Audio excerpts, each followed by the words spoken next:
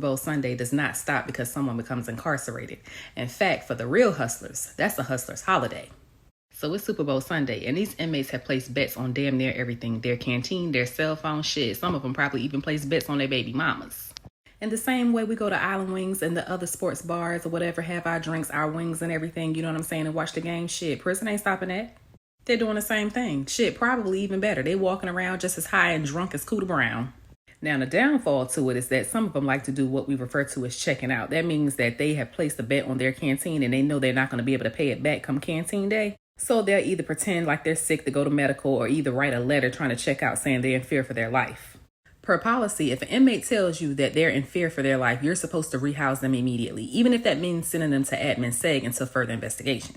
And not all the time will an inmate come up to you and tell you, hey, I'm having a medical emergency. I need to go to medical. Sometimes they'll just pretend like they're having a seizure or something, so you'll have to call a code blue. Calling a code blue is going to guarantee them to get out of that housing unit and up to medical.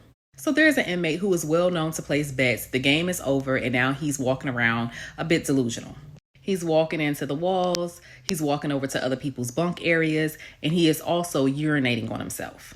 Now, per the other inmates in the dorm, they're telling the officer that something is wrong with this inmate. This is not his normal behavior, but she's telling them, no, it's nothing wrong with him. He's just drunk. Throughout the night, a supervisor comes onto the unit to do a random security check. The inmates are telling the supervisor the same thing they're telling the officer, and they're saying that the condition of the inmate is getting worse. Well, per the supervisor and the officer, they still feel like there's nothing wrong with the inmate. The inmate is just inebriated. He needs to sleep it off. He'll feel better in the morning, and then his ass is going to lock up. Well, the morning comes, and the day shift officer does a security check before relieving the night shift officer and find the inmate to be unresponsive and tells the officer, we need to call a code blue. The night shift officer tells the day shift officer they didn't need to call a code blue. There was nothing wrong with this inmate. He was pretending to be sick because he had a debt that he could not pay back from last night's Super Bowl game.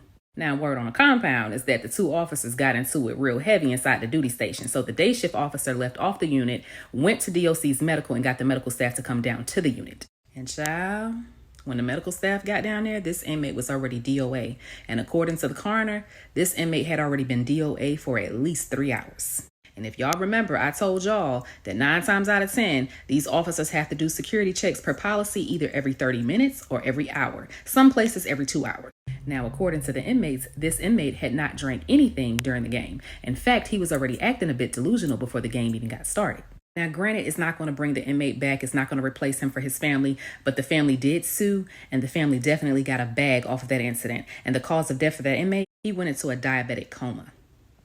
So had he got the correct medical attention that he needed when the inmates reported this to the officer, that inmate may still be alive.